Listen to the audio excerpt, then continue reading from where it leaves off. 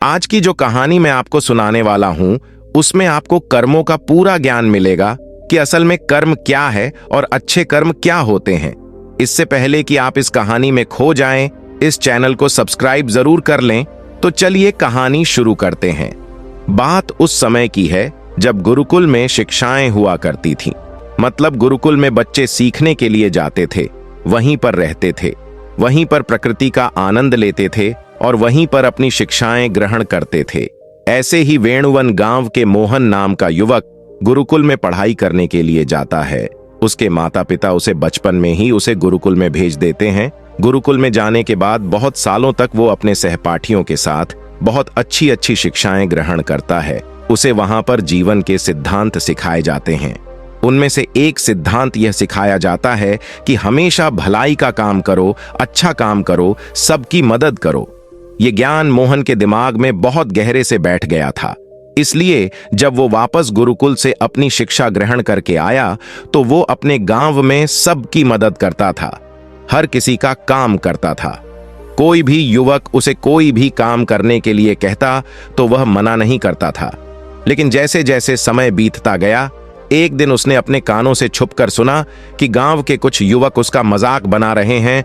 वो सब कह रहे हैं कि वो तो फायदा उठाने के लिए है, उसके तो मजे लो, उसका लाभ उठाओ। जितना हो सके वह किसी के काम को मना नहीं करता है।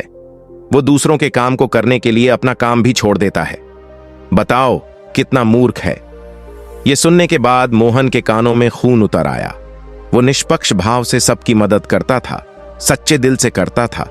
लेकिन बदले में उसे क्या मिला, ये सुनकर उसका दिल सहम गया और उसने मन ही मन में निश्चय किया कि आज के बाद वो किसी की भी मदद नहीं करेगा। और अब मोहन गांव का ऐसा युवक बन चुका था जो किसी की मदद नहीं करता था। चाहे कोई कितनी भी परेशानी में क्यों ना हो, मोहन को कोई फर्क नहीं पड़ता था। मोहन का ये बदलाव देखकर सब गांव वाले आश्चर्यचकित रह गए कि कल तक जो दया का सागर था, इतना दयाल था, कुछ समय में इतना निर्दयी बन गया था। ये देखकर मोहन के माता पिता को भी उसकी बहुत चिंता हुई। उन्होंने अपने बेटे से पूछा कि बेटा, ऐसी क्या बात हो गई है, तुम इतना क्यों बदल गए हो? तो मोहन ने कहा, इस जमाने में किसी की भलाई करके कुछ हासिल नहीं होता। ये बात मैं महसूस कर चुका हूं। मैंने जीवन में जितने भी गुरुकुल से शिक्षाएं ग्रहण की, वो सारी शिक्षाएं बेकार चले गईं, व्यर्थ हो गईं। क्योंकि ये संसार किसी का नहीं है। यहां कोई सच्चे दिल से किसी की मदद कर दे, उसको बेवकूफ समझा जाता है। और यह कहते कहते मोहन वहीं पर रोने लगा। इसके बाद मोहन बहुत परेशान रहने लगा।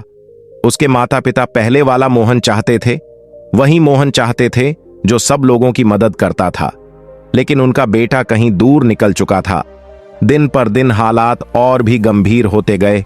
एक दिन उनके माता पिता को पता चला कि पड़ोस के गांव में एक बौद्ध भिक्षु आया हुआ है और वो मानव स्वभाव के बारे में बहुत सारी बातें बता सकता है। इसीलिए मोहन के माता पिता मोहन को लेकर उस बौद्ध भिक्षु के पास पहुंचते हैं। जब वो उस गांव में घुसते हैं तो एक औरत एक बौद्ध भिक्षु को बहुत भला बुरा सुना रही थी। वो उसको कह रही थी कि उनको शर्म नहीं आती, भीख मांगने के लिए आ जाते हैं, सुबह सुबह अपना काम नहीं करते, दरवाजे पर आकर खड़े हो जाते हैं और पता नहीं ऐसी क्या क्या बातें। लेकिन बौद्ध भिक्षु तो भिक्षा मांग कर ही खाते हैं, उन्हें तो सब कुछ सहना पड़ता है। इसलिए वो बौद्ध भिक्षु एकदम शांत खड़ा हुआ था। उसमें क्रोध का भाव तिनका मात्र भी नहीं था। और जब उस भिक्षु को उस घर से भिक्षा नहीं मिली तो वो दूसरे घरों की तरफ निकल गया। ये सारा दृश्य मोहन भी देख रहा था। इसके बाद इसके माता पिता उस गांव के लोगों से पूछकर उस बौद्ध भिक्षु के ठिकाने पर पहुंचते हैं। वहां पर पहुंचकर वो देखते हैं कि ये वही भिक्षु था जो गांव से भिक्षा मांगकर वापस लौट आया था, जो गांव में भिक्षा मांग रहा था और जिसे वो औरत जली कटी सुन रही थी। उसे देखने के बाद मोहन और उसके माता पिता ने भिक्षु को प्रणाम किया और वो वहीं पर बैठ गए। उसके बाद मोहन के माता पिता ने सारी परिस्थिति उसे बयान कर दी। उन्होंने अपने बेटे का जिक्र करते हुए बताया कि ये हमारा बेटा पहले बहुत दयालु हुआ करता था, सबकी मदद करता था, लेकिन अचानक पता नहीं ऐसा क्या हुआ कि अब ये किसी की मदद नहीं करता। कोई इसके सामने मर भी रहा होता है, तब भी ये बिल्कुल उसे पानी भी नहीं पिलाता। ऐसा स्वभाव हो गया इसका। हम कुछ समझ नहीं पा रहे कि यह बदलाव अचानक से कैसे हुआ। इससे पहले कि वो बौद्ध भिक्षु कुछ जवाब देता, वो औरत जो गांव में उस भिक्षु को जली कटी सुना रही थी, वो अपने बेटे को लेकर वहीं पर पहुंच गई और हाथ जोड़कर उस भिक्षु से प्रार्थना करने लगी कि मेरा बेटा बहुत बीमार है, अचानक से इसे बुखार आया और गांव के लोगों ने बताया कि आप इसकी मदद कर सकते हैं, कृपया करके मेरे बेटे को ठीक कर दीजिए।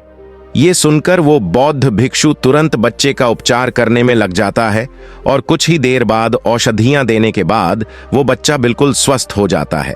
ये सब देखकर वो औरत उसे कुछ भिक्षा देकर प्रणाम करके वापस लौट जाती है। ये सारा दृश्य मोहन भी देख रहा था। मोहन के मन में एक सवाल उठ रहा था और जब वो इसका कोई जवाब नहीं ढूंढ पाया तो उसने उस बौद्ध भिक्षु से पूछा, शायद आपने पहचाना नहीं, ये वही औरत थी जो आपको जली कटी सुना रही थी, जो गांव में आपको भिक्षा देने से मना कर रही थी। शायद आपने उसे पहचाना नहीं तो आप उसकी मदद नहीं करते। ये सुनकर वो बौद्ध भिक्षु मुस्कुराने लगता है। उसके बाद वो बौद्ध भिक्षु मोहन को बताता है कि दूसरों की अच्छाई करने से कुछ अवस्थाओं में दुख मिलता है, लेकिन अगर तुम कर्मों का सिद्धांत समझ लेते हो तो अच्छाई और बुराई, इसके सारे वेद तुम्हारे सामने स्पष्ट हो जाएंगे। मैं भली भांति जानता था कि ये वही औरत है, लेकिन मैंने बिना कोई द्वेष का भाव रखते हुए वही किया जो मेरा कर्तव्य था। जब आप किसी की भलाई या किसी की अच्छाई बिना किसी लालच के करते हो, निस्वार्थ करते हो, बिना किसी द्वेष के करते हो, वही अच्छाई होती है। लेकिन अक्सर हम लोग जब किसी की मदद करते हैं तो हमारे मन में यही भावना बन जाती है कि बदले में वो इंसान भी मेरी मदद करे, लेकिन जरूरत पड़ने पर जब वह हमारी सहायता नहीं करता तो हमें दुख होता है। इसीलिए किसी भी इंसान के साथ बिना कुछ पाने के भाव से उसका भला करो और उतना ही भला करो जितना तुम्हारा समर्थ हो, मतलब तुम्हारी आर्थिक और शारीरिक क्षमता के हिसाब से, ताकि कल को अगर वो इंसान तुम्हारे साथ बुरा व्यवहार भी करे तो तुम्हें उसका खेद ना हो, उसका पश्चाताप न हो। मैंने तो इसके लिए इतना कुछ कर दिया और ये मेरे साथ अब ऐसा व्यवहार कर रहा है, इसलिए किसी का उतना ही भला करो जिससे तुम आहत ना हो। दूसरी बात, किसी दूसरे परिवार के झगड़े के बीच में तुम कभी मत पड़ना।